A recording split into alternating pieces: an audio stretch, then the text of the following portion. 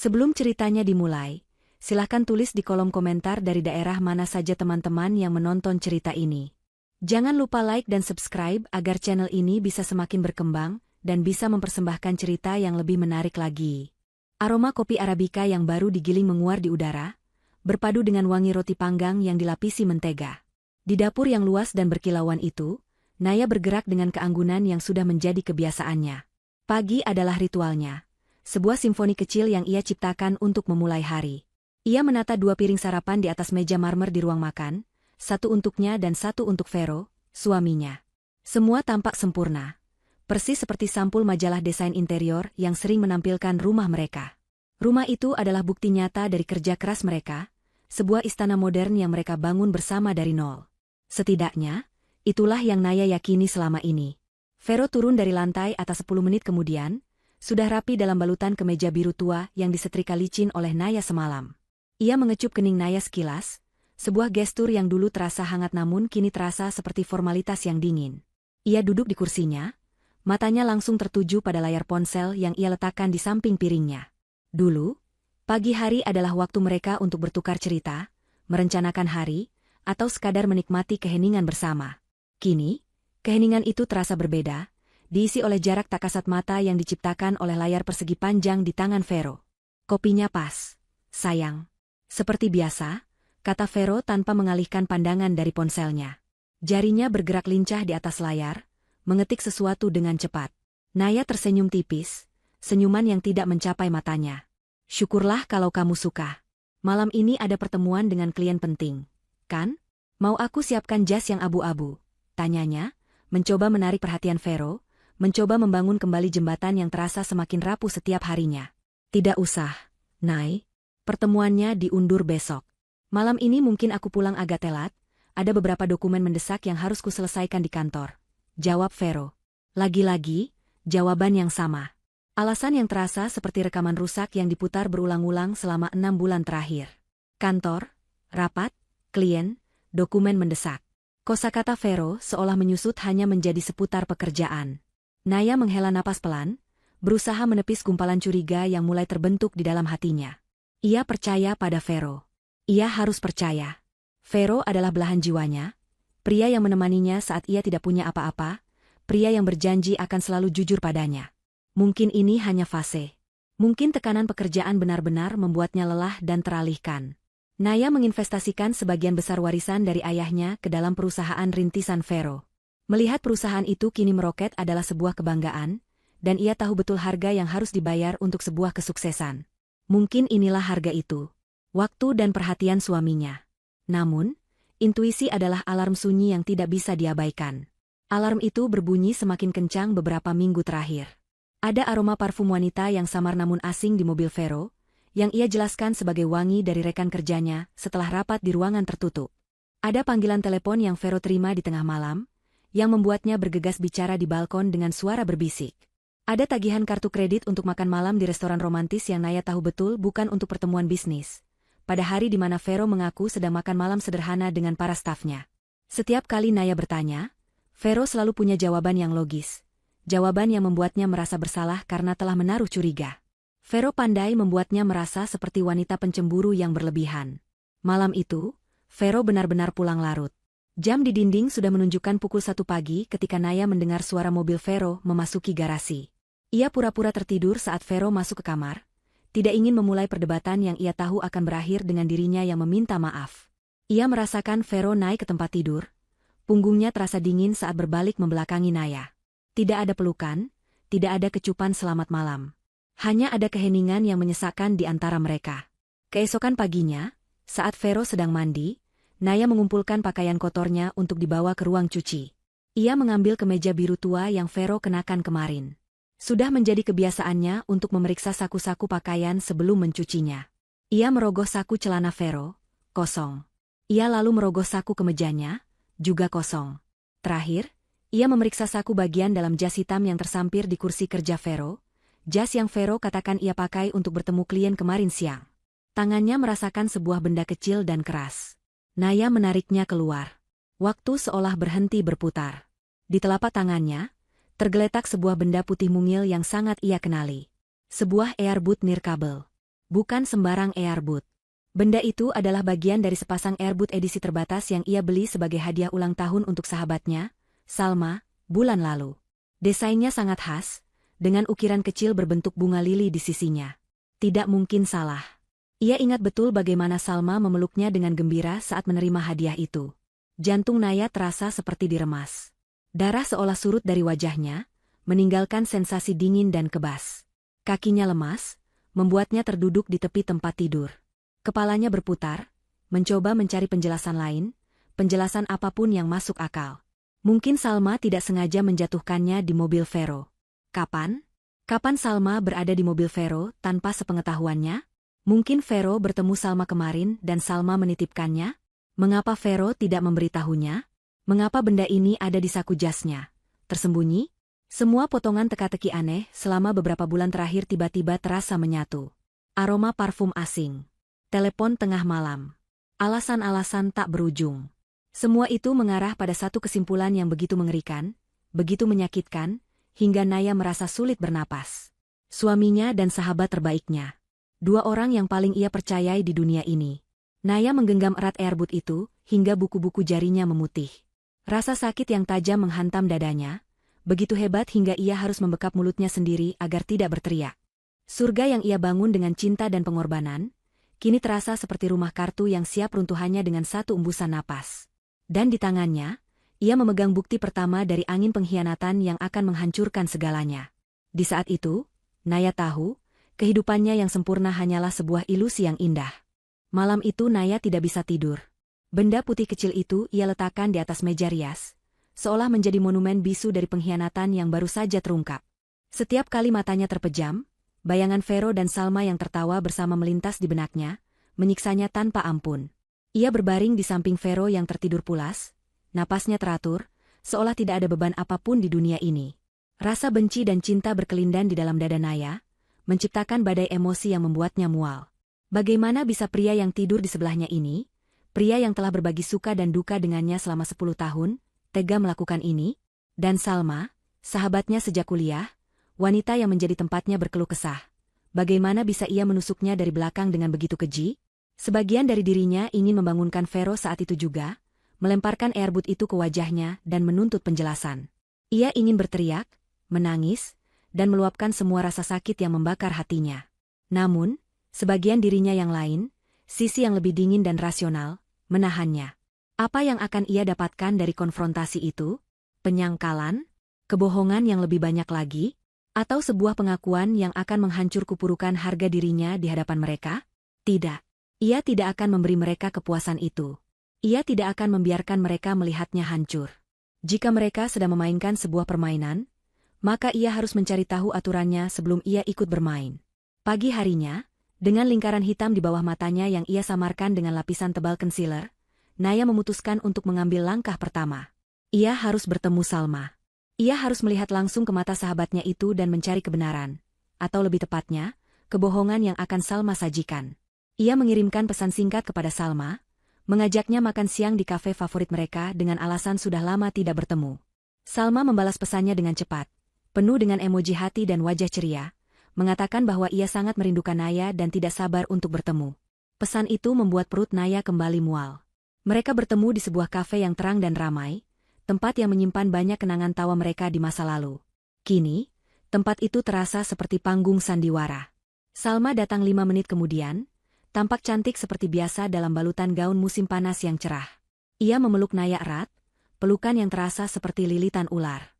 "Nay, ya ampun, kangen banget. Kamu apa kabar? Kok kelihatan pucat? Kamu lagi sakit?" tanya Salma dengan nada khawatir yang terdengar begitu tulus, begitu palsu di telinga Naya. Naya memaksakan seulas senyum. "Aku baik-baik saja, Sal. Cuma sedikit lelah, kerjaan lagi banyak. Kamu sendiri gimana?" Mereka memesan makanan dan minuman, lalu mulai mengobrol ringan. Salma menceritakan tentang proyek barunya di kantor, tentang kelas yoga yang baru ia ikuti, semua dengan antusiasme yang meluap-luap. Naya mendengarkan dengan saksama, mengamati setiap gerak-gerik Salma, setiap kilat di matanya, mencari celah dalam topeng sempurnanya. Selama setengah jam, Naya membiarkan Salma mendominasi percakapan, membuatnya merasa nyaman dan tidak curiga. Lalu, Di tengah-tengah cerita Salma tentang liburannya, Naya memotong dengan nada sesantai mungkin. Oh iya, Sal, ngomong-ngomong soal hadiah. Kamu masih pakai earbud yang aku kasih bulan lalu, kan? Cocok nggak sama kamu? Salma berhenti sejenak, matanya berkedip sekali. Sebuah jeda yang sangat singkat. Namun bagi Naya, jeda itu terasa seperti 1 abad. Oh, earbud itu. Ya ampun, aku suka banget, Nay. Desainnya cantik sekali. Tapi, sialnya, kayaknya salah satunya hilang deh beberapa minggu lalu, jawab Salma dengan wajah yang dibuat menyesal. Nggak tahu jatuh di mana. Mungkin di taksi atau pas lagi di mall. Aku sudah cari kemana-mana tapi nggak ketemu. Maafin aku ya, Nay. Aku ceroboh banget. Dunia Naya seakan dilapisi es. Kebohongan itu meluncur begitu mulus dari bibir Salma, tanpa keraguan sedikit pun. Ia bahkan menambahkan detail-detail kecil untuk membuatnya terdengar lebih meyakinkan. Di hadapannya, duduk seorang aktris yang sangat lihai. Naya merasakan amarah yang dingin merayap di pembuluh darahnya, namun ia berhasil menahannya di balik senyuman penuh simpati. Ya ampun, sayang banget. Nggak apa-apa, Sal, bukan salah kamu. Namanya juga barang kecil, gampang hilang, kata Naya, suaranya terdengar stabil meski hatinya bergemuruh. Salma kemudian menggenggam tangan Naya di atas meja. Kamu sendiri gimana sama Vero? Semuanya baik-baik aja. Kan? Aku perhatikan belakangan ini kalian kayaknya agak renggang. Vero itu pekerja keras, Nay. Kadang laki-laki kalau lagi fokus sama kerjaan suka lupa sama sekitar. Kamu harus lebih sabar ya sama dia, katanya, seolah memberikan nasihat bijak seorang sahabat. Naya ingin sekali menarik tangannya dan menampar wajah itu.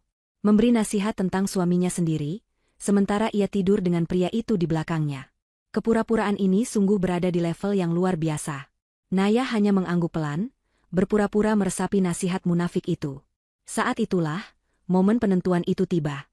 Salma bangkit dari kursinya. Aku ke toilet sebentar ya, pamitnya, meninggalkan tas dan ponselnya di atas meja. Naya duduk membeku, menatap ponsel berwarna rose gold itu. Ia berjuang melawan dorongan hatinya untuk mengambil dan memeriksanya.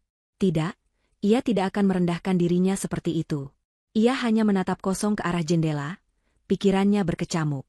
Namun, takdir seolah punya rencana lain. Layar ponsel itu tiba-tiba menyala, menampilkan sebuah notifikasi pesan di layar kunci. Naya tidak bisa menahan diri. Matanya melirik ke arah layar itu. Jantungnya terasa seperti berhenti berdetak saat membaca nama pengirim pesan yang tertera di sana. My King Hati Merah 2. Dan di bawah nama itu, ada sebaris kalimat yang menghancurkan sisa-sisa harapan dan penyangkalan yang masih ia miliki. Gak sabar nunggu hari haji, akhirnya si bodoh itu bakal kita tendang. Si bodoh itu. Kata-kata itu menggema di kepala Naya. Merekalah si bodoh itu. Dirinya. Wanita naif yang duduk di sini, mendengarkan kebohongan sahabatnya sendiri, sementara suaminya merencanakan untuk menyingkirkannya. Hari H? Hari apa yang mereka maksud? Apakah mereka berencana untuk menikah? Napas Naya tercekat di tenggorokan. Rasa sakit yang ia rasakan sebelumnya tidak ada apa-apanya dibandingkan dengan ini. Ini bukan sekadar perselingkuhan. Ini adalah sebuah konspirasi. Sebuah rencana terstruktur untuk menghancurkannya. Saat Salma kembali ke meja dengan senyum cerah di wajahnya, ia tidak menyadari bahwa wanita yang ia sapa bukanlah lagi Naya yang sama seperti 5 menit yang lalu. Naya yang ia hadapi kini adalah wanita yang dunianya telah hancur lebur, dan dari puing-puing kehancuran itu, telah lahir sesuatu yang baru. Sesuatu yang dingin, keras, dan menginginkan satu hal di atas segalanya. Pembalasan. Perjalanan pulang dari kafe terasa seperti mimpi buruk. Naya mengemudikan mobilnya dalam mode otomatis. Matanya menatap lurus ke depan namun tidak benar-benar melihat jalanan yang ramai. Suara klakson, deru mesin, dan hiruk-pikuk kota seolah teredam, tergantikan oleh gema kalimat mengerikan yang terus berputar di kepalanya. Si bodoh itu. 3 kata itu terasa seperti cap panas yang dicap langsung ke dalam jiwanya. Dialah si bodoh itu. Wanita yang selama ini memuja suaminya, mendukung setiap langkahnya, dan mempercayai sahabatnya tanpa syarat. Kepolosan dan kepercayaannya kini menjadi bahan tertawaan bagi 2 orang terdekatnya. Sesampainya di rumah, keheningan menyambutnya seperti sebuah tamparan. Rumah yang dulu menjadi simbol kebahagiaan dan kehangatan, kini terasa seperti penjara megah yang dibangun di atas pondasi kebohongan. Setiap sudut, setiap perabotan, setiap foto yang terpajang di dinding seolah mengejeknya. Foto pernikahan mereka di atas perapian, di mana ia dan Vero tersenyum begitu bahagia, kini terlihat seperti sebuah lelucon tragis. Naya berjalan melewati ruang tamu, jemarinya menyentuh sofa tempat ia dan Salma sering menghabiskan waktu berjam-jam untuk menonton film dan berbagi rahasia. Rahasia. Ternyata hanya dia yang berbagi, sementara Salma menyimpan rahasia terbesar dari semuanya. Ia naik ke lantai 2, langkahnya berat seolah menyeret beban tak terlihat. Ia masuk ke dalam kamar tidur utama mereka, kamar yang menjadi saksi bisu cinta dan pengkhianatan. Ia berdiri di depan cermin besar, menatap pantulan dirinya. Wanita di cermin itu tampak asing, dengan mata yang kosong dan wajah yang pucat pasi. Inikah hasil dari cinta dan kesetiaannya? Menjadi cangkang kosong yang hancur dari dalam? Saat itulah bendungan yang sedari tadi ia tahan akhirnya jebol. Rasa sakit yang begitu hebat, begitu primitif, meledak dari dalam dirinya. Ia berlari ke kamar mandi, menyalakan pancuran air dengan kekuatan penuh, berharap suaranya bisa meredam jeritan yang lolos dari tenggorokannya. Ia merosot ke lantai keramik yang dingin, tubuhnya berguncang hebat oleh isak tangis yang tak terkendali. Ia menangis. Menangisi 10 tahun pernikahannya yang ternyata palsu. Menangisi persahabatannya yang ternyata racun. Menangisi kebodohannya, kenaifannya, dan hatinya yang kini hancur berkeping-keping. Ia memukul-mukul dadanya, berharap bisa menghilangkan sesak yang menghimpitnya. Itu adalah tangisan perpisahan. Perpisahan untuk Naya yang lama, wanita yang selalu percaya pada kebaikan orang lain. Entah berapa lama ia menangis di sana. Ketika air matanya akhirnya mengering, yang tersisa hanyalah rasa lelah yang luar biasa dan kekosongan yang dingin. Ia bangkit dengan sisa-sisa tenaganya, menatap kembali pantulan dirinya di cermin yang berembun. Wajahnya sembab, matanya merah, rambutnya basah dan berantakan. Ia tampak menyedihkan. Dan saat menatap bayangan yang menyedihkan itu, sesuatu yang lain mulai bangkit dari dalam abu kesedihannya. Sebuah percikan api kecil. Kemarahan. Bukan amarah yang meledak-ledak, melainkan amarah yang dingin, membeku, dan sangat fokus. Mereka pikir dia bodoh.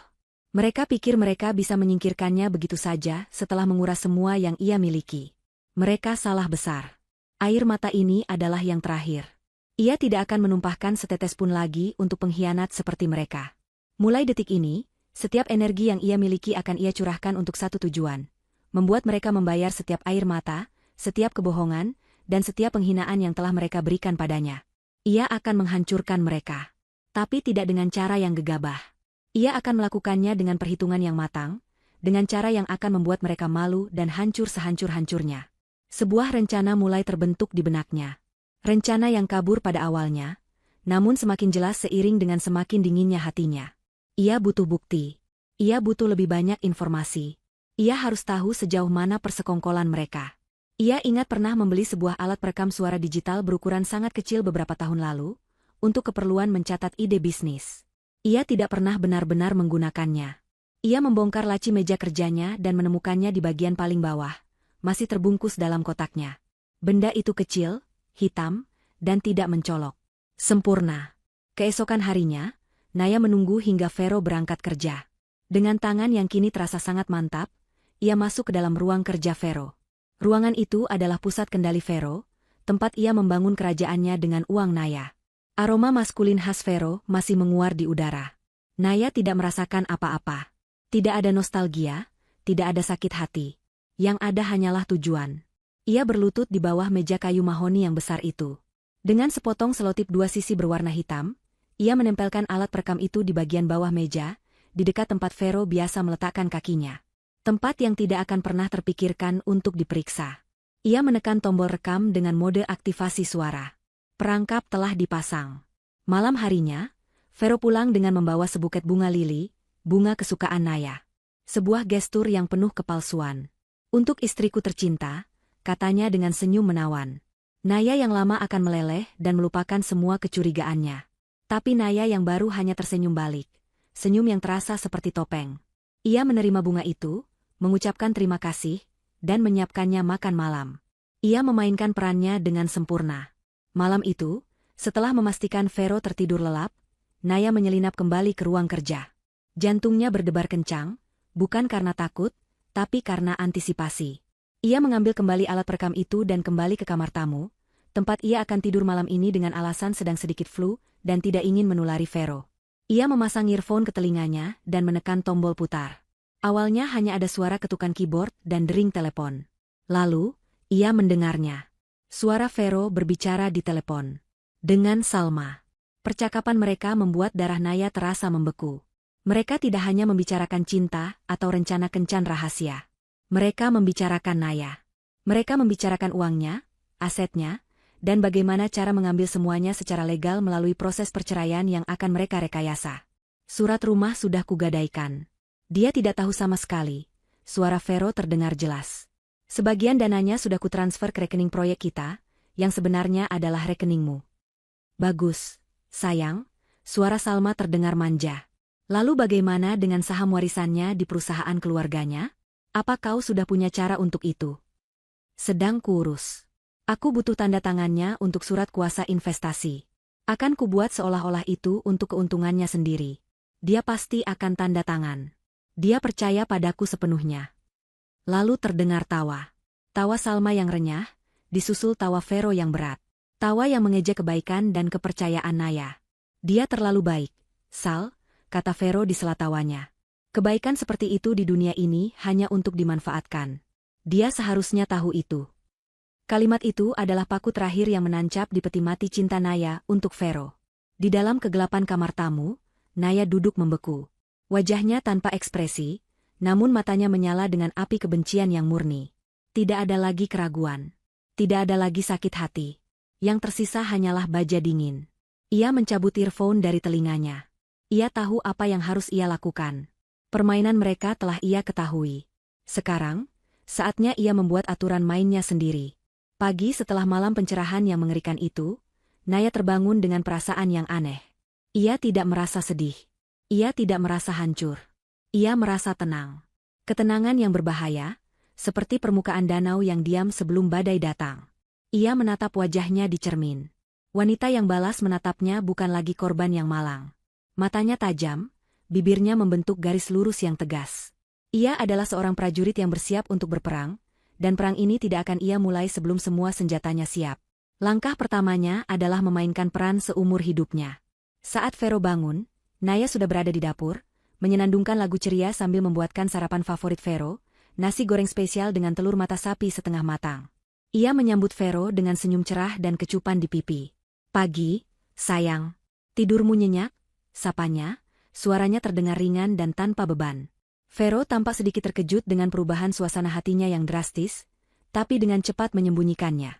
Pagi. Jauh lebih baik. Kamu terlihat lebih segar hari ini, jawabnya, jelas merasa lega karena tidak perlu menghadapi istri yang murung. Tentu saja. Aku pikir kamu benar, aku hanya terlalu stres karena pekerjaan. Aku putuskan untuk lebih santai sekarang, kata Naya sambil meletakkan sepiring nasi goreng di hadapan Vero. Oh ya, soal surat kuasa investasi yang kamu bicarakan kemarin, kapan aku harus tanda tangan? Sepertinya itu ide yang bagus. Mata Vero berbinar mendengar umpan itu. Ia tidak bisa menyembunyikan kilat keserakahan di matanya. Bagus kalau kamu setuju, sayang. Nanti malam aku bawa pulang dokumennya ya. Ini untuk masa depan kita juga. Tentu, jawab Naya sambil tersenyum. Masa depan kalian, bukan kita, tambahnya dalam hati. Permainan telah dimulai. Vero dan Salma mengira mereka adalah pemainnya. Padahal kini mereka hanyalah bidak catur di papan permainan Naya. Setelah Vero berangkat kerja, Naya langsung beraksi. Ia tidak bisa mengandalkan rekaman suara saja. Ia butuh bukti yang tidak terbantahkan, bukti visual dan finansial yang akan menghancurkan mereka di mata hukum dan di mata publik. Ia membuka laptopnya dan mulai mencari informasi tentang detektif swasta terbaik di kota itu. Setelah 1 jam meneliti, ia menemukan sebuah agensi yang memiliki ulasan sangat baik, terkenal karena profesionalisme dan kerahasiaannya. Naya membuat janji temu dengan nama samaran. Ia bertemu dengan sang detektif, seorang pria parubaya bernama Haris yang memiliki tatapan tajam dan sikap yang tenang, di sebuah kedai kopi kecil di pinggiran kota. Naya tidak membuang waktu. Ia menceritakan garis besar situasinya, tanpa drama, hanya fakta. Saya butuh bukti perselingkuhan suami saya, Vero, dengan wanita bernama Salma. Saya butuh foto, video, apapun yang bisa Anda dapatkan. Saya juga butuh Anda melacak aliran dana dari rekening bersama dan rekening bisnis suami saya. Saya curiga ada penggelapan dana, jelas Naya dengan suara yang datar dan terkendali. Haris mendengarkan tanpa menyela, hanya sesekali membuat catatan di buku kecilnya. Saya mengerti, Bu. Ini bukan kasus yang asing bagi saya. Berikan saya semua data awal yang Anda miliki. Foto mereka berdua, alamat kantor, jadwal rutin, nomor mobil. Semakin banyak detail, semakin cepat saya bisa bekerja. Naya menyerahkan sebuah amplop coklat berisi semua informasi yang dibutuhkan, termasuk rekaman suara percakapan Vero dan Salma yang telah ia salin ke sebuah USB. Ia membayar uang muka dengan uang tunai yang ia tarik dari rekening pribadinya yang Vero tidak ketahui. Saya ingin laporan setiap 3 hari. Dan yang terpenting, mereka tidak boleh tahu, tegas Naya. Anda bisa mengandalkan saya, Bu, jawab Haris dengan anggukan singkat. Sambil menunggu Haris bekerja, Naya tidak tinggal diam. Ia menjadi mata-mata di rumahnya sendiri. Setiap malam, setelah Vero tertidur, ia akan menyelinap ke ruang kerja. Ia telah berhasil menebak kata sandi laptop Vero, kombinasi tanggal lahir Naya yang ironisnya belum Vero ganti. Dengan jantung berdebar kencang karena adrenalin, ia mulai menggali. Ia menemukan folder tersembunyi yang berisi puluhan foto Vero dan Salma berlibur di Bali, pada saat Vero mengaku sedang mengikuti seminar bisnis di Singapura. Foto-foto itu menunjukkan kemesraan yang begitu dalam, tawa mereka yang begitu lepas, seolah mereka adalah pasangan yang sesungguhnya. Naya menyalin semuanya ke sebuah hard drive eksternal yang ia sembunyikan dengan baik. 3 hari kemudian, laporan pertama dari Haris masuk ke email rahasianya. Isinya adalah konfirmasi dari semua yang telah Naya takutkan. Haris berhasil melacak apartemen sewaan atas nama Salma yang ternyata dibayar lunas, selama 2 tahun menggunakan kartu kredit perusahaan Vero. Apartemen itu adalah sarang mereka. Laporan itu juga disertai beberapa foto Vero dan Salma yang memasuki lobi apartemen sambil bergandengan tangan. Laporan berikutnya datang dengan bukti yang lebih menghancurkan. Tim Haris berhasil mendapatkan salinan laporan keuangan perusahaan Vero. Terlihat jelas ada pembayaran-pembayaran besar kepada perusahaan fiktif yang ternyata dimiliki oleh Salma, dengan kedok, jasa konsultasi marketing. Uang yang Naya investasikan, keringat yang ia curahkan untuk mendukung Vero, kini mengalir deras ke kantong selingkuhannya. Naya mengumpulkan setiap bukti seperti seorang jenderal mengumpulkan amunisi. Setiap foto, setiap laporan bank, setiap rekaman, ia simpan dan arsipkan dengan rapi di dalam hard drive-nya. Semakin banyak bukti yang ia kumpulkan, semakin tenang perasaannya. Rasa sakitnya telah bertransformasi menjadi kekuatan. Ia tidak sabar menunggu hari pembalasan itu tiba. Puncaknya datang seminggu kemudian. Haris mengirim sebuah email dengan subjek yang singkat dan mendesak, "Bukti baru, harap segera dilihat." Di dalamnya hanya ada satu lampiran video. Dengan perasaan campur aduk antara cemas dan ingin tahu, Naya mengunduh dan memutarnya. Video itu adalah rekaman CCTV dari sebuah butik perhiasan mewah. Tanggal rekamannya adalah 3 bulan yang lalu. Naya melihat Vero dan Salma berdiri di depan etalase, tampak sedang memilih perhiasan. Mereka tertawa, Salma menunjuk sesuatu, dan Vero mengangguk sambil tersenyum. Lalu, pelayan toko mengeluarkan sebuah kalung. Jantung Naya seolah berhenti berdetak. Ia mengenali kalung itu. Kalung berlian dengan liontin berbentuk bunga warisan dari almarhumah neneknya. Kalung yang ia kira hilang dari kotak perhiasannya beberapa bulan lalu. Kalung yang membuatnya menangis berhari-hari. Vero bahkan dengan sabar, membantunya, mencari ke seluruh penjuru rumah, memeluknya dan berkata, "Jangan sedih, sayang, nanti kita beli lagi yang lebih bagus." Di layar laptop, Naya menyaksikan Vero dengan tangannya sendiri memakaikan kalung itu ke leher Salma. Salma tersenyum penuh kemenangan, mengagumi pantulan dirinya di cermin sambil memegang liontin itu. Pengkhianatan ini terasa jauh lebih menyakitkan daripada perselingkuhan itu sendiri. Mereka tidak hanya mencuri uangnya, tidak hanya mencuri suaminya, mereka telah mencuri kenangannya, warisannya, sepotong dari sejarah keluarganya. Naya menutup laptopnya perlahan. Wajahnya pucat, namun matanya berkilat dengan cahaya yang dingin dan mematikan. Tidak ada lagi air mata. Tidak ada lagi keraguan. Amunisinya sudah lebih dari cukup. Sekarang, yang ia butuhkan hanyalah panggung yang tepat untuk meledakkan semuanya. Dan ia tahu persis panggung seperti apa yang ia inginkan. Panggung termegah untuk kehancuran mereka. Beberapa minggu berlalu dalam ketenangan yang menipu. Naya telah menyempurnakan perannya hingga ke tingkat yang paling ahli. Di hadapan Vero, ia adalah istri yang sedang berusaha memperbaiki diri, yang menyadari kesalahannya karena terlalu menuntut dan pencemburu. Ia menjadi lebih pengertian saat Vero pulang larut, lebih mendukung saat Vero membicarakan proyek-proyek barunya, dan ia bahkan menandatangani surat kuasa investasi itu dengan senyum pasrah, seolah menyerahkan seluruh kepercayaannya pada sang suami. Vero dan Salma, yang memantau dari kejauhan melalui cerita-cerita Vero, menjadi semakin yakin bahwa Naya telah menerima nasibnya. Mereka mengira Naya adalah seekor domba yang sudah pasrah untuk digiring ke rumah jagal. Mereka tidak tahu bahwa di balik topeng domba itu, bersembunyi seekor serigala yang sedang mengasah taringnya.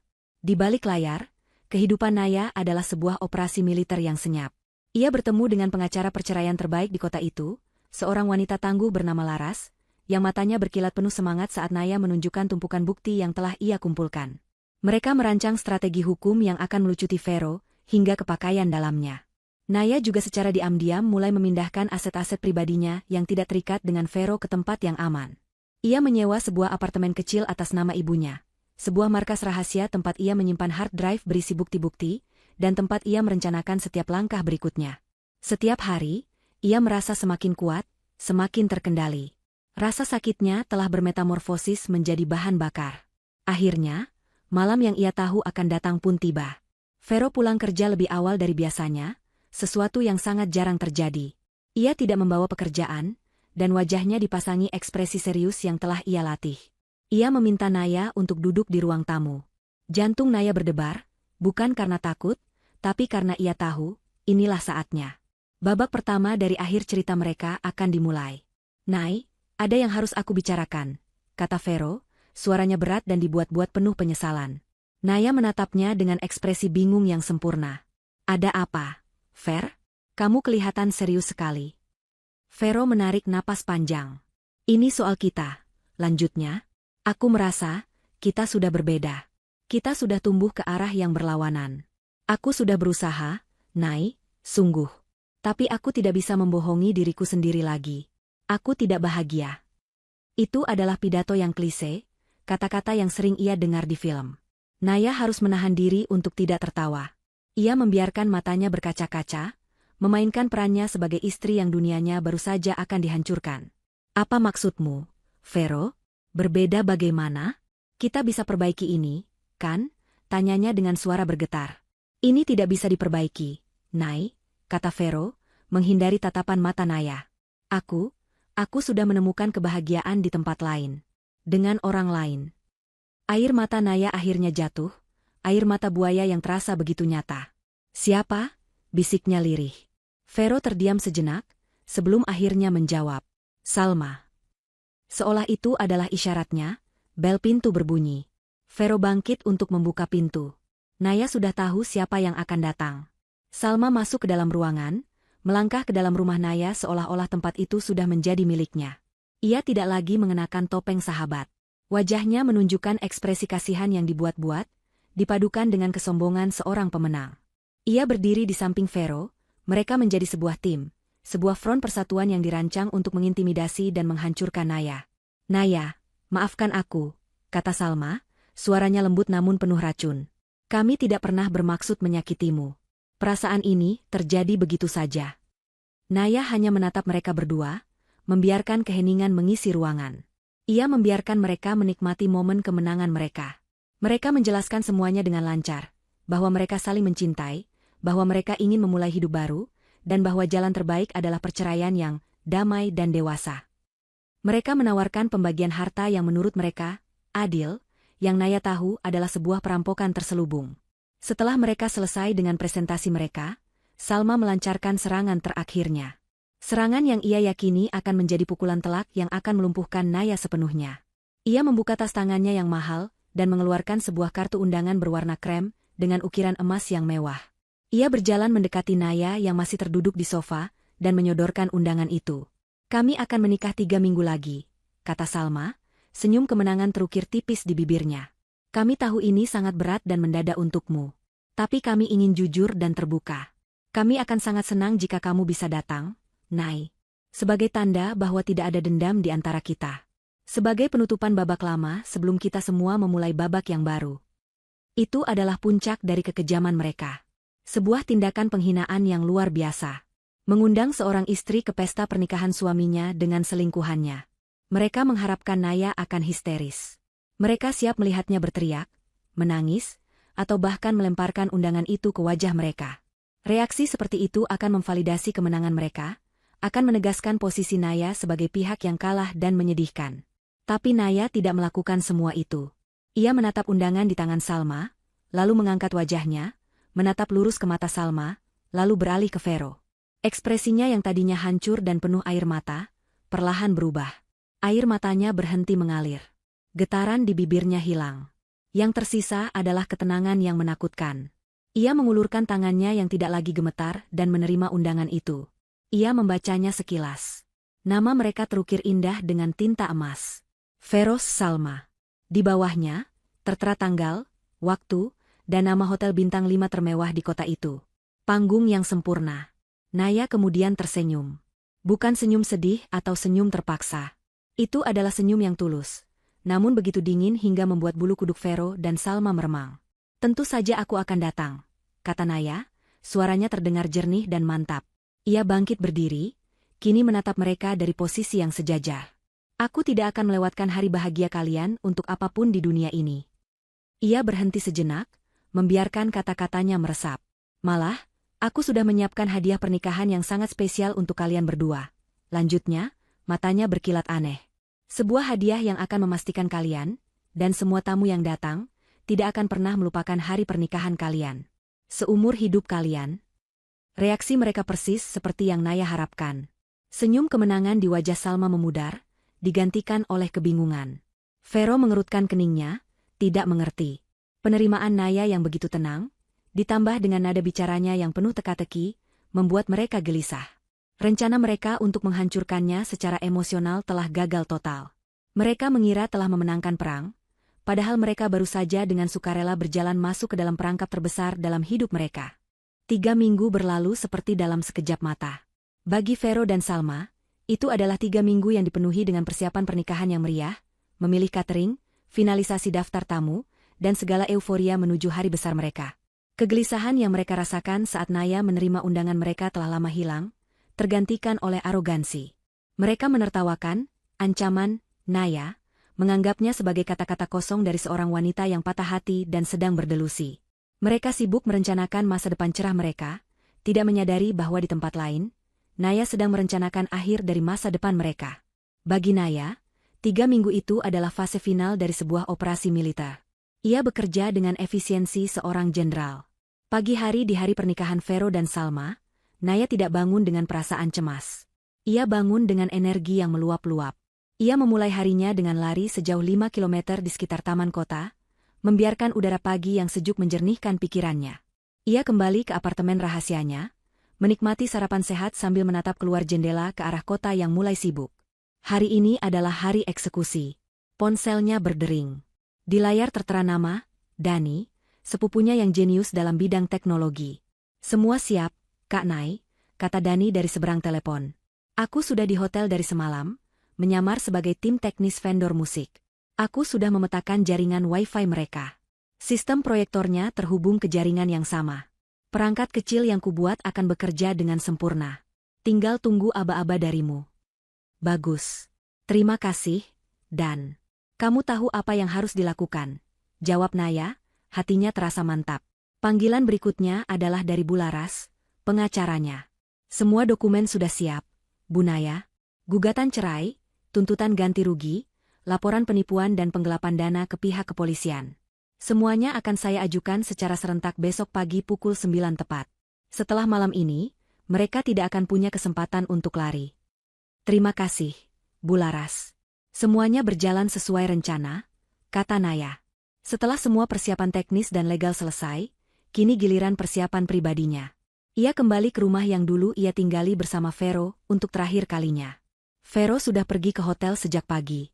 Naya berjalan ke lemari pakaian yang besar itu, melewati deretan gaun berwarna lembut yang biasa ia kenakan. Ia mengabaikan semuanya dan mengeluarkan sebuah gaun yang telah ia persiapkan khusus untuk hari ini. Gaun itu berwarna merah darah. Modelnya sederhana namun sangat elegan, memeluk lekuk tubuhnya dengan sempurna. Warna merah itu bukan warna duka atau kemarahan. Itu adalah warna kekuatan, warna peringatan, warna kemenangan. Ia menghabiskan waktu 2 jam untuk bersiap. Ia menata rambutnya dengan sanggul modern yang rapi, memperlihatkan leher jenjangnya.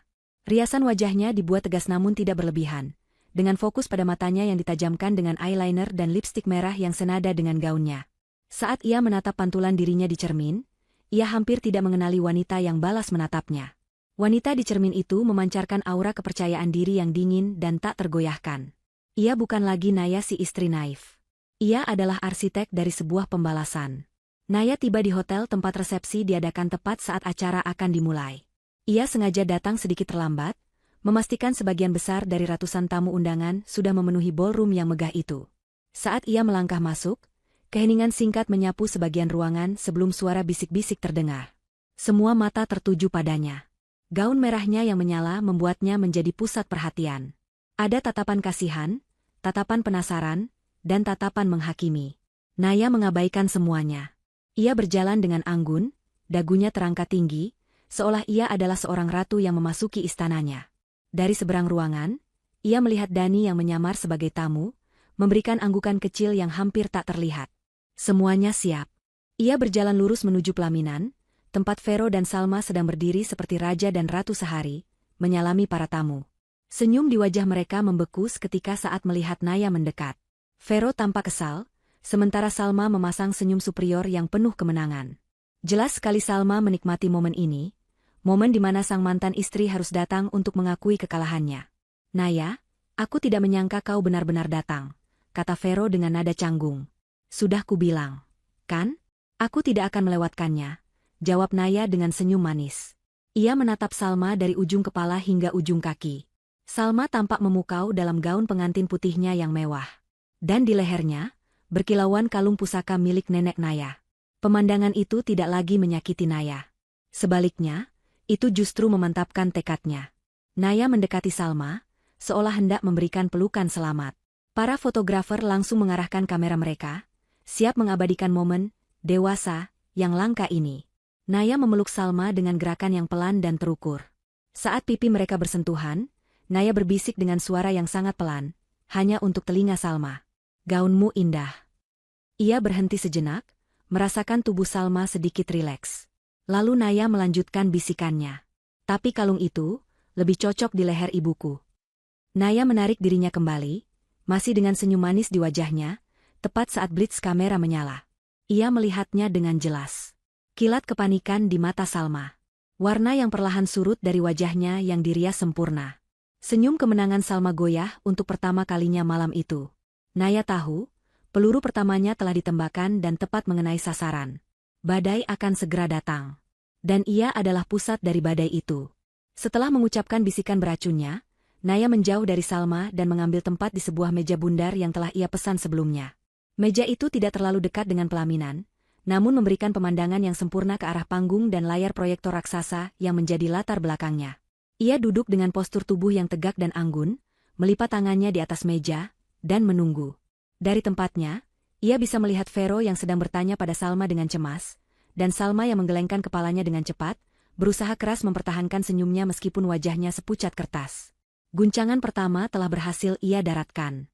Naya menjadi epicentrum dari badai bisik-bisik. Para tamu, yang terdiri dari keluarga besar, kolega bisnis terpandang, dan kalangan sosialita kota, tidak bisa melepaskan pandangan dari dirinya. Ia bisa merasakan tatapan mereka, campuran antara iba, rasa ingin tahu, dan sedikit cemoohan. Kasihan sekali Naya, masih belum bisa move on, bisik seorang wanita di meja sebelahnya. Lihat gaunnya, warnanya merah menyala. Sangat tidak pantas. Jelas sekali dia datang untuk membuat drama, timpal yang lain. Naya mendengar semuanya, namun tidak ada satu kata pun yang bisa menembus perisai baja yang telah ia bangun di sekeliling hatinya. Biarkan mereka berpikir begitu. Biarkan mereka meremehkannya. Itu semua adalah bagian dari rencananya. Semakin mereka menganggapnya sebagai korban yang menyedihkan, semakin dahsyat dampak dari apa yang akan terjadi selanjutnya. Acara resepsi berjalan sesuai jadwal. Makanan mewah disajikan, musik lembut mengalun, dan para tamu mulai berbaur. Vero dan Salma, setelah berhasil mengatasi kegugupan awal mereka, kembali memainkan peran sebagai pasangan paling bahagia di dunia. Mereka turun dari pelaminan, menyapa para tamu penting, tertawa, dan berpose untuk foto. Mereka sengaja melewati meja Naya tanpa menyapanya, sebuah gestur penghinaan yang disadari oleh semua orang di sekitar. Naya hanya tersenyum tipis, menyesap air mineralnya dengan gerakan yang tenang. Kesabaran adalah senjatanya yang paling tajam. Akhirnya, momen yang ditunggu-tunggu pun tiba. MC naik ke atas panggung dengan senyum lebar. Hadirin sekalian yang kami hormati, kini tiba saatnya kita mendengarkan sepatah dua patah kata dari kedua mempelai yang berbahagia. Mari kita sambut, Bapak Vero. Tepuk tangan meriah membahana saat Vero naik ke atas panggung. Ia tampak gagah dan percaya diri dalam setelan jas mahalnya. Ia meraih mikrofon, menyapukan pandangannya ke seluruh ruangan, dan berhenti sejenak saat matanya bertemu dengan mata Naya. Ada kilat kemenangan yang congkak di matanya. Ia akan menggunakan panggung ini untuk menegaskan posisinya dan mengubur Naya untuk selamanya di mata publik. Selamat malam, terima kasih kepada seluruh keluarga dan sahabat yang telah hadir untuk menjadi saksi di hari paling bahagia dalam hidup saya ini. Vero memulai pidatonya dengan suara yang karismatik. Ia berterima kasih kepada orang tuanya, kepada orang tua Salma, dan kepada semua yang telah mendukungnya. Lalu, ia mengubah nadanya menjadi lebih reflektif. Terkadang, katanya, matanya kembali tertuju pada Naya, hidup membawa kita melewati jalan yang berliku dan salah, bukan untuk menghukum kita, tapi untuk mengajarkan kita sebuah pelajaran berharga. Pelajaran tentang apa yang benar-benar penting. Ia berhenti, membiarkan kata-katanya meresap. Saya bersyukur atas setiap kerikil tajam di masa lalu, karena tanpanya, saya tidak akan pernah tahu betapa indahnya berjalan di jalan yang benar. Jalan yang membawa saya kepada cinta sejati saya, belahan jiwa saya, istri saya yang tercinta, Salma. Para tamu bertepuk tangan. Salma yang duduk di pelaminan tampak terharu, menyeka sudut matanya dengan sapu tangan. Vero melanjutkan, kali ini dengan nada yang lebih tegas. Dan oleh karena itu, saya juga ingin mengucapkan terima kasih yang tulus kepada pihak-pihak di masa lalu yang dengan kebesaran hatinya, pada akhirnya bisa melepaskan. Karena dengan melepaskan, kita semua memberikan kesempatan bagi kebahagiaan sejati untuk menemukan jalannya masing-masing. Terima kasih. Itu adalah sebuah penghinaan publik yang dibungkus dengan kata-kata manis. Sebuah deklarasi bahwa Naya adalah jalan yang salah dan masa lalu yang harus dilupakan. Para tamu bertepuk tangan lagi. Beberapa dari mereka menatap Naya dengan kasihan. Vero tersenyum puas. Salma menatap Naya dengan tatapan superior. Mereka telah berhasil. Mereka telah memenangkan segalanya. Vero menyerahkan mikrofon kembali kepada MC. Namun, sebelum MC bisa mengucapkan kata berikutnya, sebuah gerakan di antara para tamu menarik perhatian semua orang. Naya telah berdiri dari kursinya. Dalam keheningan yang tiba-tiba melanda ballroom itu, ia berjalan menuju panggung. Langkahnya mantap, tidak tergesa-gesa, setiap ayunannya memancarkan keyakinan yang menakutkan. Wajah Vero menegang. Wajah Salma berubah pucat. Para tamu menahan napas. Naya tiba di atas panggung. Dengan gerakan yang halus, ia mengambil mikrofon dari tangan MC yang tertegun. Ia berbalik menghadap ratusan tamu undangan, tatapannya tenang namun tajam. Selamat malam, sapanya, suaranya jernih dan kuat, memenuhi seluruh ruangan melalui pengeras suara. Tidak ada getaran, tidak ada isak tangis. Hanya ada kekuatan yang dingin. Sungguh pidato yang indah dan menginspirasi, katanya, matanya melirik sekilas ke arah Vero yang kini tampak panik. Sebagai masa lalu, yang baru saja disebut dengan begitu puitis. Lanjut Naya, saya merasa berkewajiban untuk melengkapi kisah cinta yang luar biasa ini. Karena setiap cerita yang hebat pasti memiliki latar belakang yang menarik, bukan? Ia tersenyum tipis. Maka dari itu, sebagai hadiah pernikahan dari saya ingin mempersembahkan sesuatu yang akan membuat malam ini benar-benar tak terlupakan. Ada satu video persembahan cinta yang sepertinya tadi lupa diputar oleh panitia. Vero tersadar dari keterkejutannya. Keamanan. Hentikan dia. Matikan proyektornya. Teriaknya panik ke arah operator audiovisual di sudut ruangan. Operator itu tampak bingung, tangannya ragu-ragu di atas konsol. Namun, sudah terlambat. Dani, sepupu Naya, yang duduk di dekat meja operator, telah menekan tombol di perangkat kecil di sakunya. Sinyal telah dibajak. Naya mengangkat tangannya, memberi isyarat pada Dani. Tidak perlu, Vero. Hadiah ini khusus untukmu dan Salma. Silakan dinikmati. Lampu di ballroom meredup sedikit. Layar raksasa di belakang pelaminan yang sedari tadi menampilkan monogram indah Vero Salma, kini berkedip dan berubah menjadi hitam. Keheningan yang mencekam menyelimuti ruangan. Semua mata terpaku pada layar. Permainan sesungguhnya baru saja akan dimulai. Keheningan di dalam ballroom terasa begitu pekat, hingga seolah bisa diiris dengan pisau. Layar hitam di belakang pelaminan kemudian menyala, menampilkan sebuah judul dengan huruf elegan berwarna putih. Kisah Cinta Vero Salma, Bab yang Terlupakan. Tawa kecil terdengar dari beberapa tamu yang mengira ini adalah kejutan romantis yang jenaka. Vero dan Salma di atas pelaminan saling berpandangan dengan cemas. Gambar pertama yang muncul adalah sebuah foto. Bukan foto romantis biasa.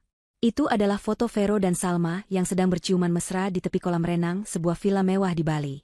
Di sudut bawah foto, tercetak tanggal digital yang jelas, 15 Oktober 2024. Gasps terdengar dari meja tempat rekan-rekan kantor Vero duduk. Mereka tahu betul, pada tanggal itu, Vero seharusnya sedang memimpin rapat penting di Singapura. Sebelum para tamu sempat memproses keterkejutan mereka, layar berganti. Kini muncul sebuah montase foto yang bergerak cepat. Vero dan Salma makan malam romantis di sebuah restoran di puncak gedung. Tanggalnya cocok dengan malam saat Vero mengaku pada Naya sedang lembur hingga pagi.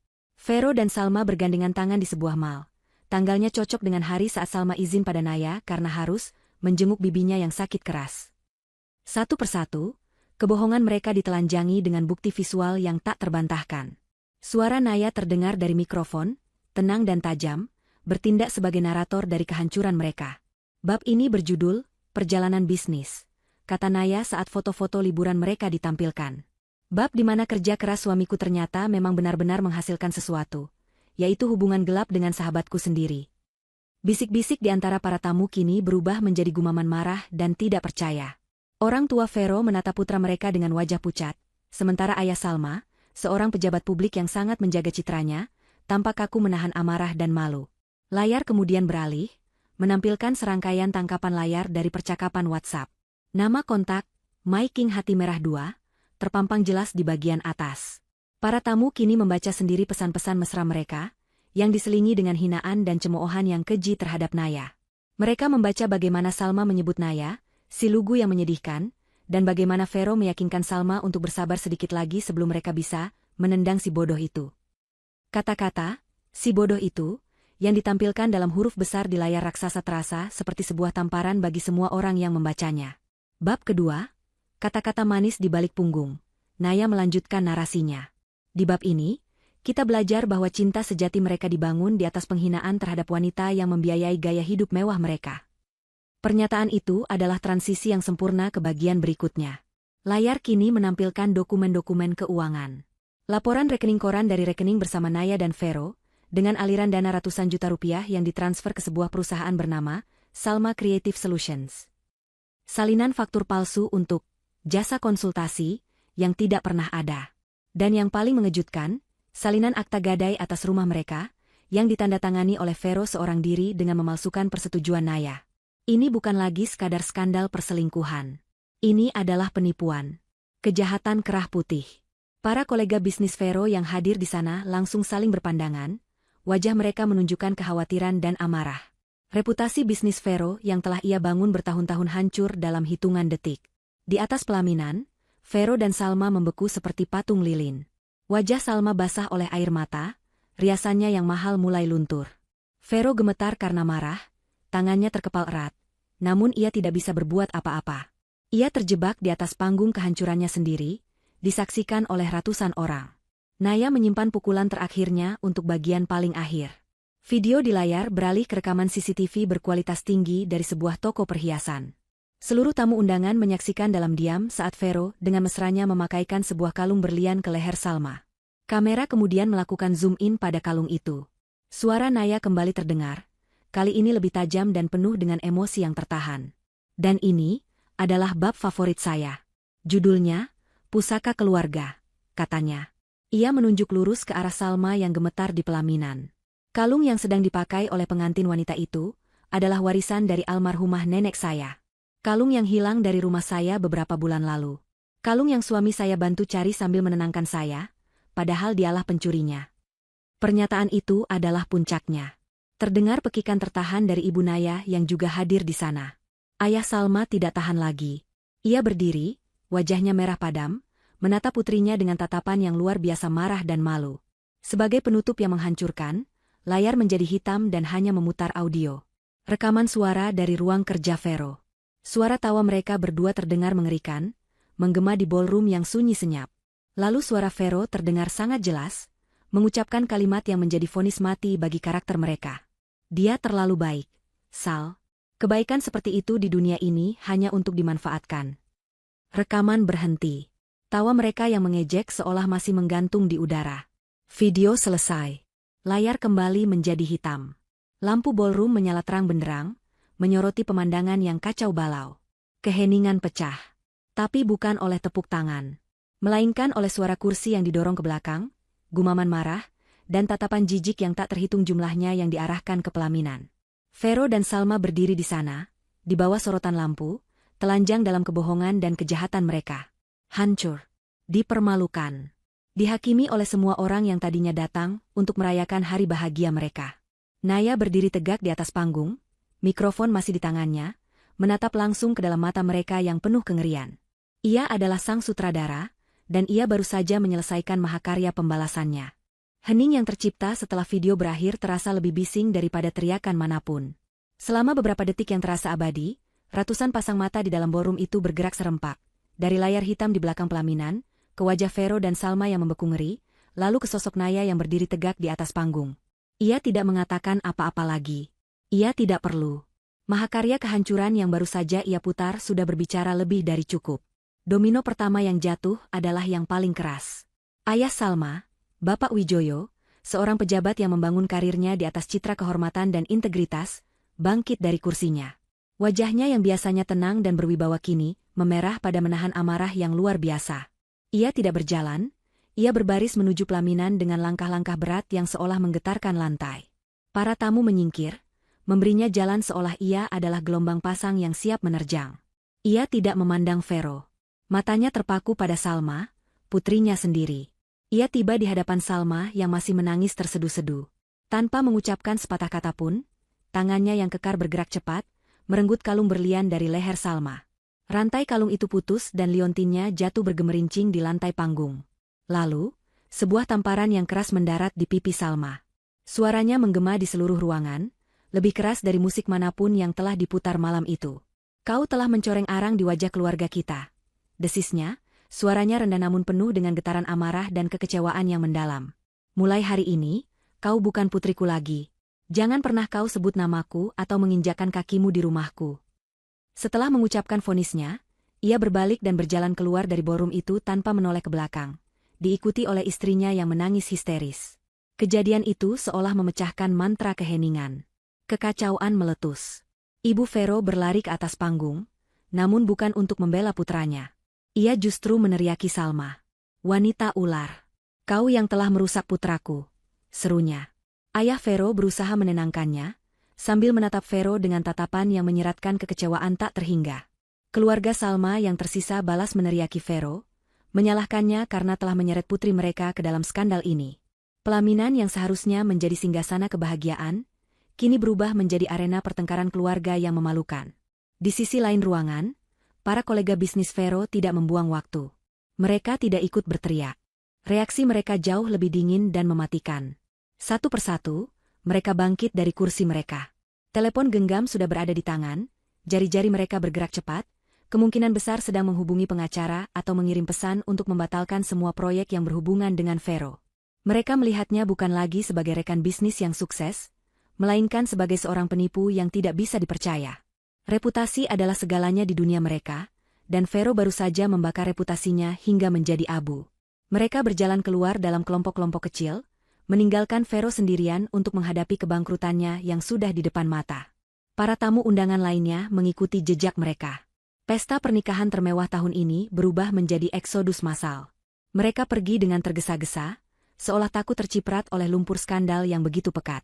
Bisik-bisik mereka terdengar jelas saat mereka berjalan keluar. Memalukan sekali. Aku tidak percaya Vero bisa sekeji itu. Dan Salma, berpura-pura menjadi sahabat Naya selama ini, sungguh mengerikan. Meja-meja yang tadinya penuh dengan tawa kini kosong, ditinggalkan dengan makanan-makanan mahal yang tidak tersentuh. Kue pernikahan setinggi 5 tingkat berdiri megah di sudut ruangan, menjadi monumen ironis dari persatuan yang hancur bahkan sebelum dimulai. Di tengah kekacauan itu, Salma akhirnya benar-benar hancur. Gaun pengantin impiannya kini terasa seperti kostum penghinaan. Ia meraung, tangisannya tidak lagi anggun, melainkan tangisan putus asa dari seseorang yang telah kehilangan segalanya dalam sekejap. Ayahnya telah membuangnya, reputasinya hancur, dan pria yang ia perjuangkan kini berdiri di sampingnya, tak berdaya.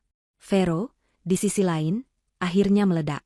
Semua fasad karismatik dan tenangnya runtuh. Yang tersisa hanyalah amarah mentah seorang pria yang terpojok. Matanya yang memerah karena marah menatap Naya, yang masih berdiri tenang di atas panggung, mengamati semuanya. Naya adalah penyebab semua ini. Naya yang telah menghancurkannya. Naya, teriaknya dengan suara serak. Ia melompat dari pelaminan, berusaha menerjang Naya. Kau akan membayar untuk ini. Kubunuh kau. Namun, sebelum ia bisa mencapai panggung, dua orang petugas keamanan hotel yang sedari tadi bersiaga langsung bergerak. Mereka menangkap lengan Vero, menahannya saat ia meronta-ronta seperti binatang buas yang terluka.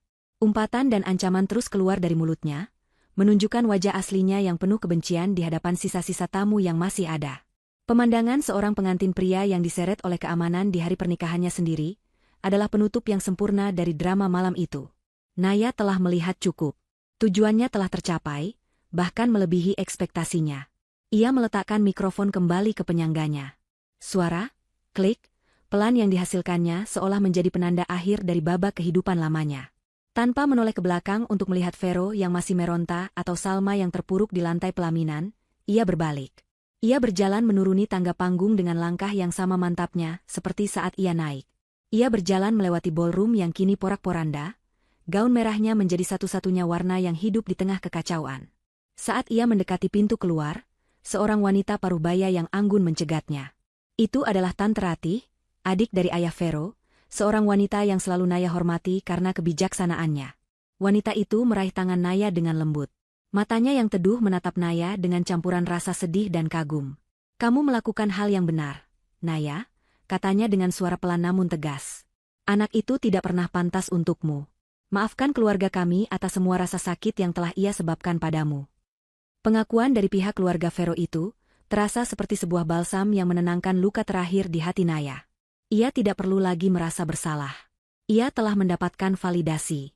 Naya hanya mengangguk kecil. Sebuah senyum tipis yang tulus akhirnya terukir di bibirnya.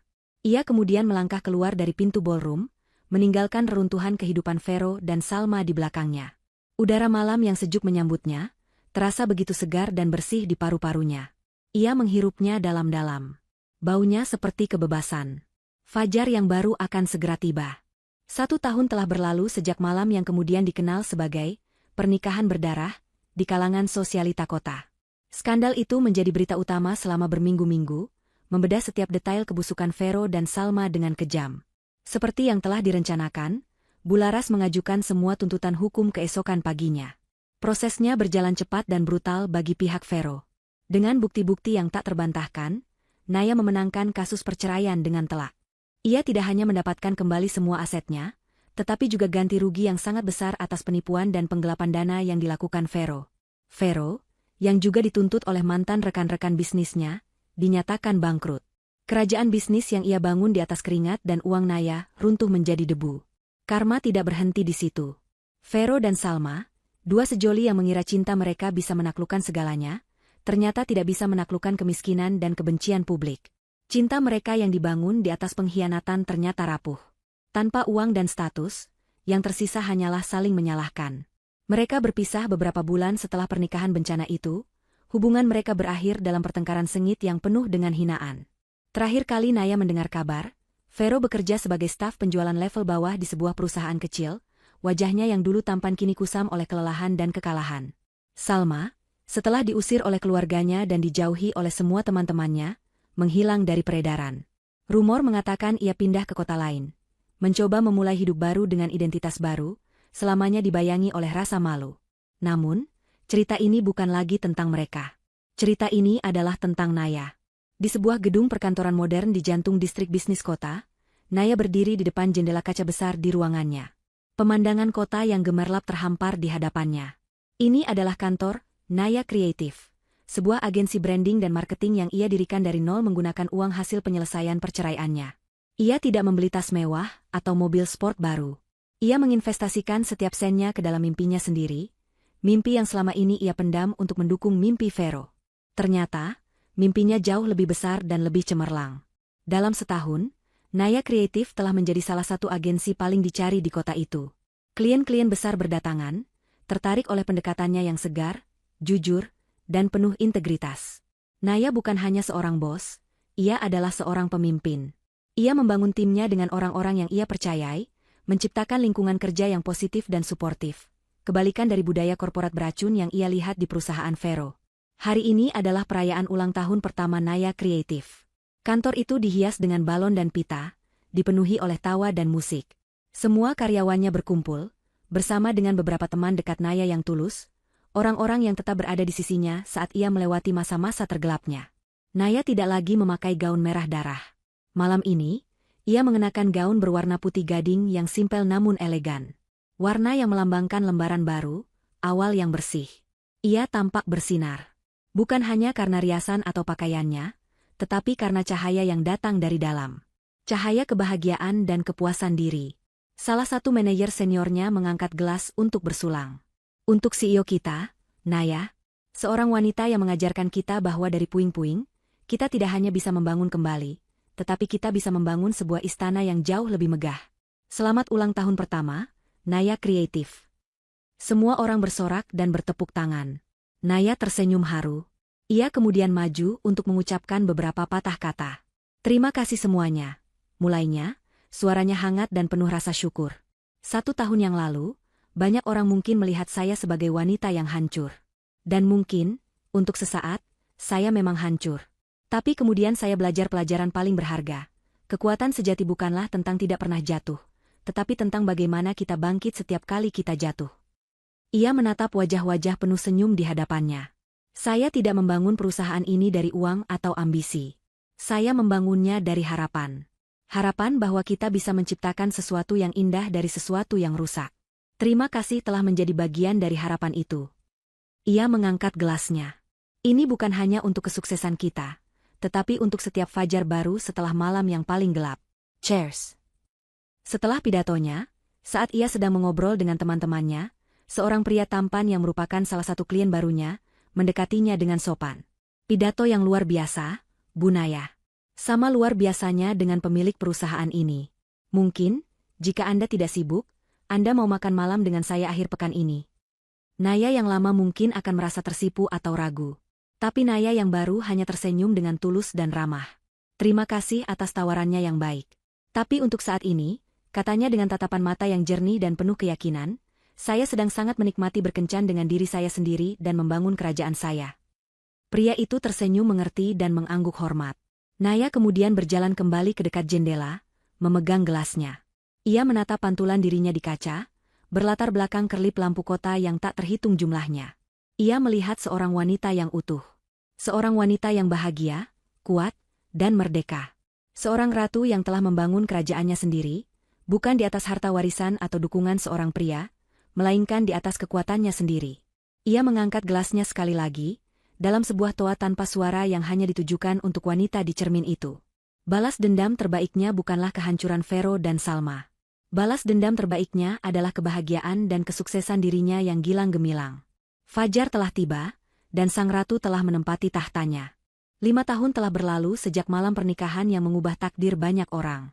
Waktu, seperti sungai yang deras, telah mengikis kenangan pahit menjadi butiran pasir yang tak lagi menyakitkan, dan memoles kenangan baik menjadi permata yang berkilau.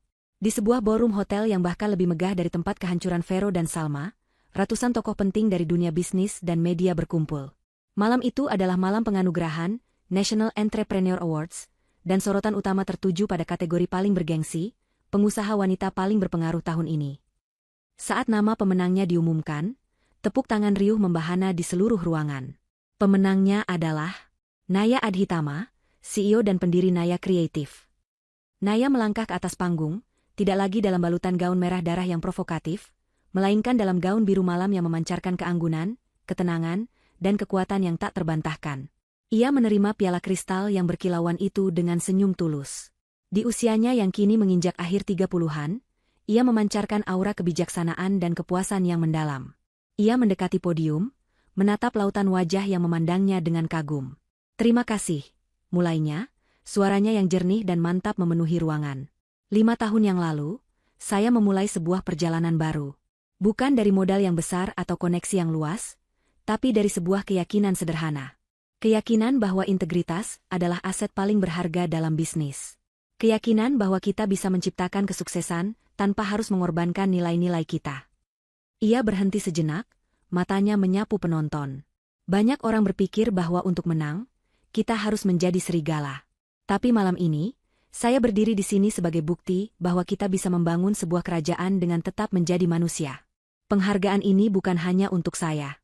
Ini untuk tim saya yang luar biasa di Naya Kreatif, dan untuk setiap wanita di luar sana yang pernah merasa diremehkan, yang pernah jatuh, namun menemukan kekuatan untuk bangkit dan membangun takdirnya sendiri.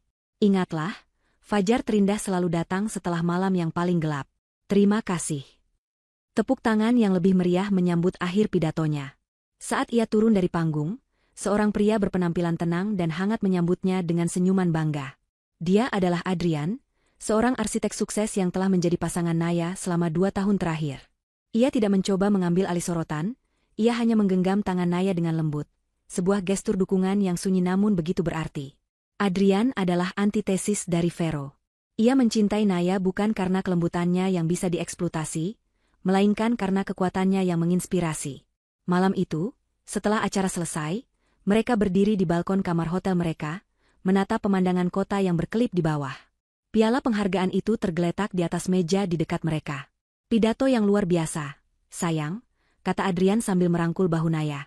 Kau tidak hanya membangun perusahaan, kau membangun harapan. Naya menyandarkan kepalanya di bahu Adrian. Aku hanya mengatakan yang sebenarnya. Aku juga sudah menyelesaikan semua dokumen untuk Yayasan Fajar Harapan. Mulai bulan depan, kita bisa mulai memberikan bantuan hukum dan modal awal untuk para wanita korban kekerasan finansial domestik. Itulah transformasi terbesar dalam diri Naya. Ia tidak membiarkan lukanya menjadi borok yang busuk. Ia mengubahnya menjadi sumber kekuatan untuk membantu orang lain. Ia mengubah racun menjadi obat. Ia tidak pernah lagi mendengar kabar tentang Salma secara langsung.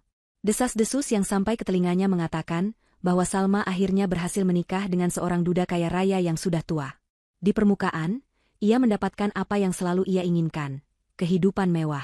Namun, kabar burung juga mengatakan ia hidup seperti dalam sangkar emas. Suaminya sangat posesif dan mengontrol setiap gerak-geriknya. Ia mendapatkan kemewahan, tetapi kehilangan kebebasan dan harga dirinya. Sebuah karma yang ironis. Keesokan paginya, Naya memiliki jadwal yang padat. Sebelum menuju ke rapat penting pertamanya, ia memutuskan untuk singgah di sebuah kedai kopi yang tenang di pusat kota untuk memeriksa beberapa email. Ia memesan secangkir latte dan duduk di sudut dekat jendela. Suasana kedai itu nyaman, dipenuhi aroma kopi dan suara denting sendok yang beradu dengan cangkir.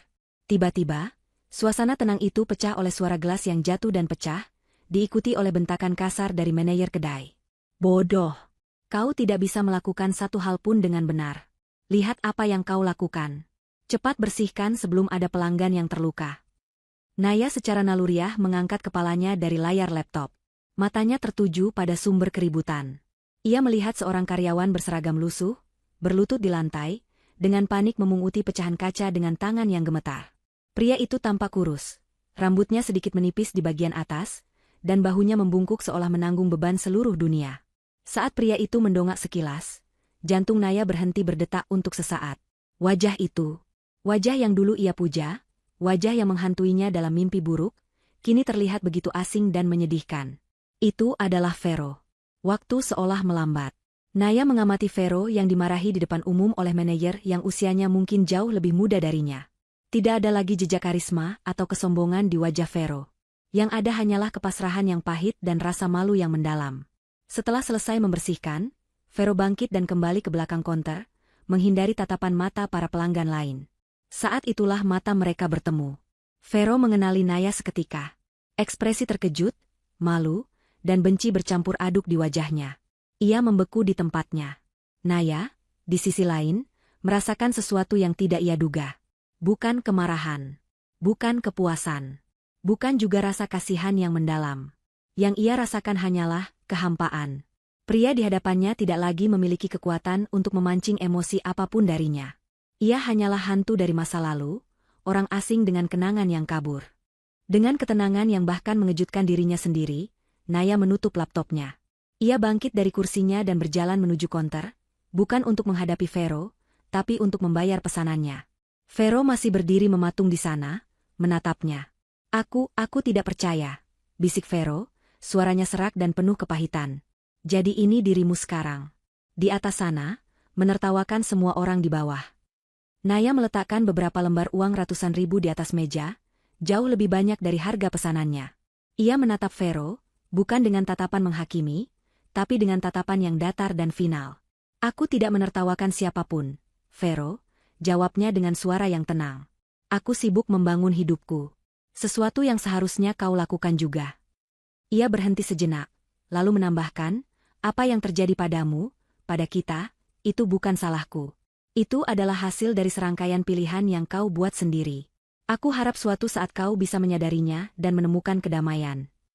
Tanpa menunggu jawaban, Naya berbalik. Namun sebelum pergi, ia menoleh pada kasir yang lain dan berkata dengan suara yang cukup keras untuk didengar oleh manajer tadi. Tolong pastikan semua staf di sini mendapatkan tip ini. Kerja bagus kalian semua. Lalu, ia berjalan keluar dari kedai kopi itu, meninggalkan Vero yang berdiri terhina di antara aroma kopi dan masa lalunya yang hancur. Saat Naya melangkah kembali ke trotoar yang ramai di bawah sinar matahari pagi yang cerah, ia merasakan beban terakhir yang bahkan tidak ia sadari masih ada, terangkat dari pundaknya. Pertemuan itu bukanlah sebuah konfrontasi, melainkan sebuah penutup. Sebuah titik. Ponselnya berdering. Itu Adrian. Hei, ratuku. Sudah siap untuk menaklukkan dunia hari ini? Tanya suara hangatnya dari seberang.